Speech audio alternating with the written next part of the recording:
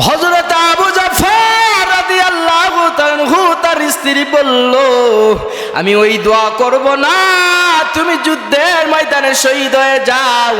আমি এই দোয়া করব তুমি শহীদ হয়ে না হয়ে তুমি যুদ্ধের ময়দান থেকে তুমি গাজী হয়ে এসো।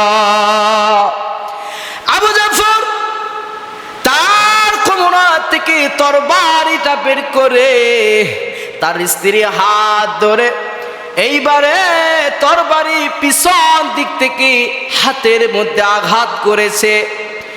স্ত্রী আঘাত করার পর স্ত্রী একটু ব্যথা পেয়েছে। হযরত আবু জাফর রাদিয়াল্লাহু তাআলা বলল, ও প্রাণের স্ত্রী, তোমার এই হাত কি কেটে গেছে? আবু জাফরের স্ত্রী বলল, ও আবু জাফর, হাত তো কেটে যায় নাই, তবে আঘাত পেয়েছি, ব্যথা। হযরত আবু জাফর বুঝাইতেছে, এ প্রাণের স্ত্রী, আমার প্রথম সেনাপতি, আমার পরে সেনাপতি রয়েছে, কারণ আমরা শহীদ হয়ে যাব। আল্লাহ রাসূল সাল্লাল্লাহু আলাইহি সাল্লাম বলছেন আমরা শহীদ হয়ে যাব। ও প্রাণের স্ত্রী, আমি তরবারি উল্টা দিক দিয়ে কেন আমি আপনাকে মারলাম স্ত্রী জাননি? স্ত্রী বলল, না, আমি এই জন্য তরবারির পিছন দিক থেকে মারলাম, এই কারণে আমার রাসূল দোয়া করেছে, আমার রাসূল জানাইছে আমি শহীদ হয়ে যাব, আমি উল্টা দিক দিয়ে এই কারণে মারলাম, এই কারণে আমি উল্টা দিক থেকে আমি তরবারি দিয়ে তোমার হাতের মধ্যে মারলাম। তুমি যতই দোয়া করো রে, যতই দোয়া করো, তোমার এই দোয়া সব উল্টা হয়ে যাবে। আল্লাহু আকবার। হযরত আবু জাফর রাদিয়াল্লাহু তাআলা তিনি বিদায় নিয়ে যাচ্ছে। আমার ভাইরা গভীর মনোযোগ দিয়ে শুনবে। দেখেন তো, নিজের প্রাণের স্ত্রী ছেড়ে, ছোট্ট বাচ্চাগুলোকে ছেড়ে ইসলাম বিজয় করার জন্য, শুধু একটা ইসলাম বিজয় করার জন্য তার নিজের স্ত্রী ছেড়ে, নিজের পুত্র ছেলে ছেড়ে যুদ্ধের ময়দানে তারা চলে যাচ্ছেন। আর স্ত্রী, প্রাণের স্ত্রী পিছন দিকে কান্না করে। কাঁচা কবিতার যেমন শিলা হয়, তেমনি হাউমাউ করে প্রাণের স্ত্রী কান্না করে। আর ওই শিশু বাচ্চারা আব্বা আব্বা বলে কাঁদে। হযরত আবু জাফর রাদিয়াল্লাহু তাআলা তিনি একবারও তাকাইলে না যে পিছনে কে কান্না করতেছে। আল্লাহু আকবার। এইবার আল্লাহ রাসূল বললেন, আব্দুল্লাহ বিন রাওহা, আব্দুল্লাহ রে, যা তুমি একটু বিদায় নিয়ে আসো। হযরত আব্দুল্লাহ বিন রাওহা রাদিয়াল্লাহু তাআলা আনহু তিনি দুপুর বেলায় বিয়ে করেছে। দেখেন তো ইসলাম কেমনে এসেছে, বোঝেন কিন্তু ইসলাম কেমনে আসছে, তারা কিভাবে ত্যাগ করেছে।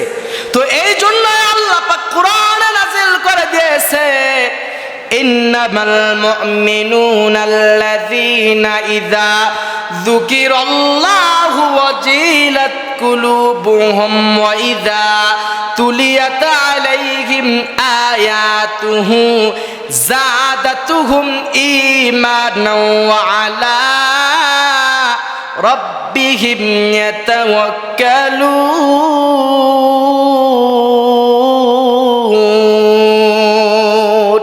আল্লাহু আকবার।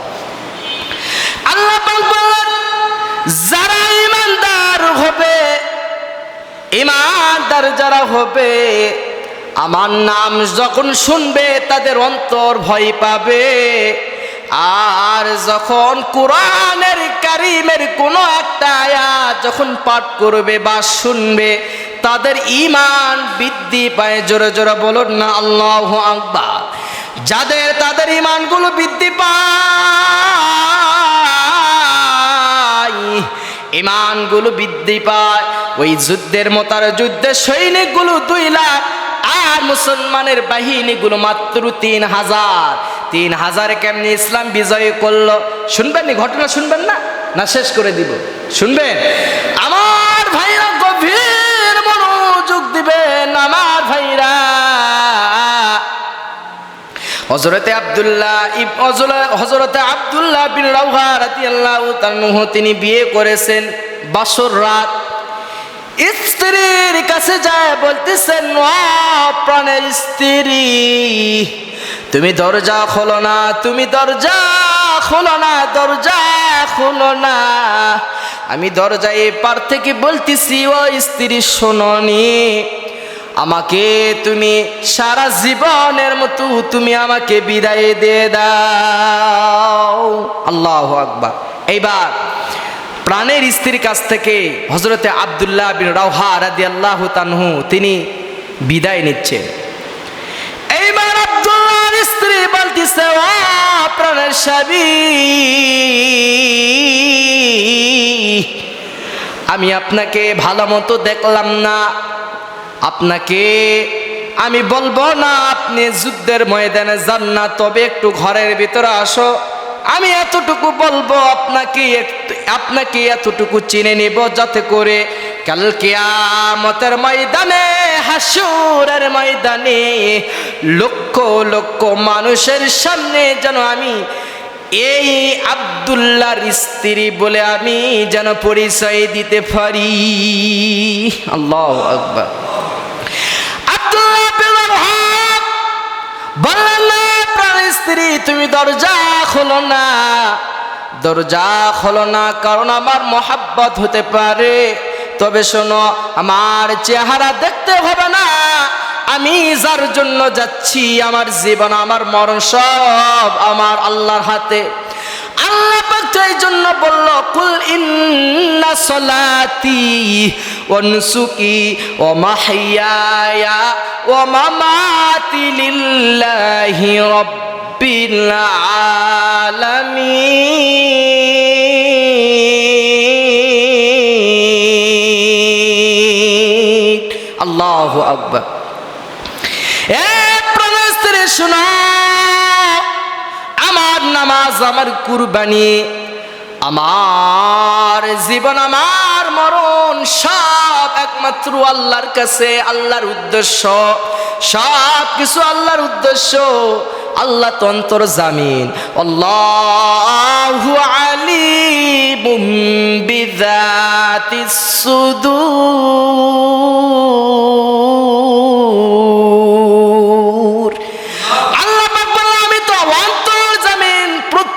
মানুষের অন্তরের খবর আমি আল্লাহ জানি, কোন পশু, কোন পাখি, কোন বান্দা, কোন বান্দি, কোন জিন, আমার 17,000 মাখলুকাত আমি আল্লাহ, প্রত্যেকটা মানুষ, পশু পাখির অন্তরের আমি আল্লাহ, আমি খবর জানি।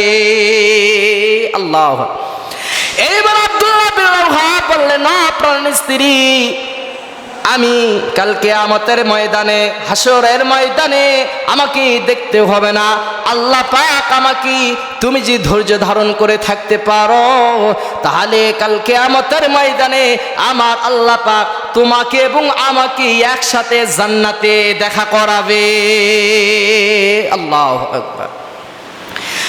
এইবার 3 জন সেনাপতি 3000 সাহাবীদেরকে নিয়ে এবার যুদ্ধ চলে গেলেন। যুদ্ধ শুরু হয়ে গেছে।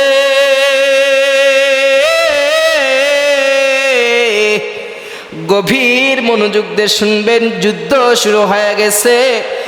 নবীজির পালক পুত্র হযরতে যায়েদ ইবনে হারেসা যুদ্ধ করতে করতে তিনি শহীদ হয়ে গেছেন। আল্লাহু আকবার।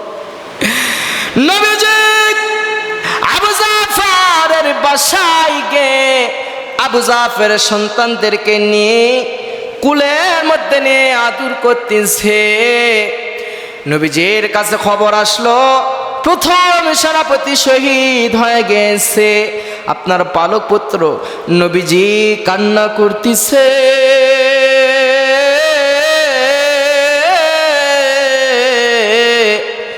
নবীজি কান্না করতেছে। হযরত আবু জাফর রাদিয়াল্লাহু তাআলা তিনি এইবারে সেনাপতি, তিনি এইবার যুদ্ধের ময়দানে ঝাঁপিয়ে পড়লেন। যুদ্ধ করতে করতে কাফেররা আবু জাফরকে একটা হাতের মধ্যে কূপ বসাইছে। আবু জাফরের প্রথম হাত যখন খুলে পড়ে গেছে, আবু জাফরের হাত যখন পড়ে গেল, ওই কাফেরগুলো যখন আবু জাফরের হাতটা যখন চোট মেরেছে, আবু জাফর রাদিয়াল্লাহু তাআলা প্রথম হাত জমিনে পড়ে গেছে। জমিনটা লালে লাল,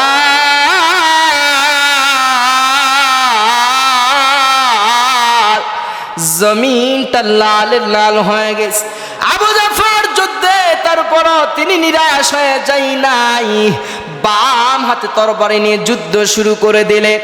বাম হাতে যুদ্ধ করতে করতে কাফেররা এবারে বাম হাতে কূপ মেরেছে, বাম হাত কেটে জমিনে পড়ে গেছে। জমিনটা রক্তে লালে লাল,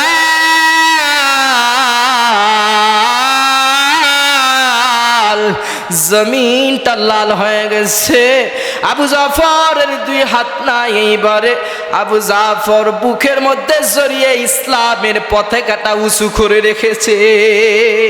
আল্লাহু আকবার।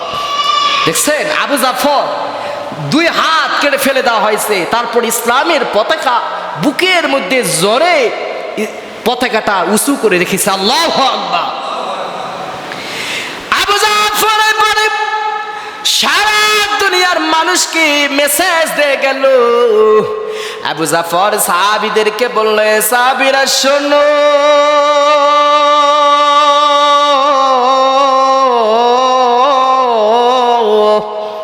সাহাবীরা আমি যুদ্ধ করতে করতে আমার দুই হাত কেটে পড়ে গেল, তবুও কিন্তু সাহাবীরা আমার রাসূলুল্লাহ সাল্লাল্লাহু আলাইহি সাল্লামকে খবর দিও আমি আবু জাফর, তারপরও আমি ইসলামের পতাকাটা আমি উঁচু করে রেখেছি।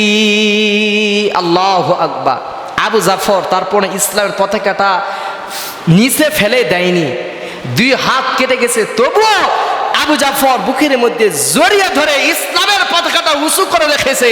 তাহলে এই ইসলাম আজকে এই সমাজের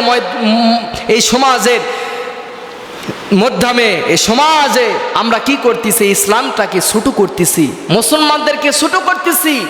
ইসলামের ইতিহাস আপনি কি জানেন? দেখছেন, নিজের রক্ত জীবন দিয়েছে।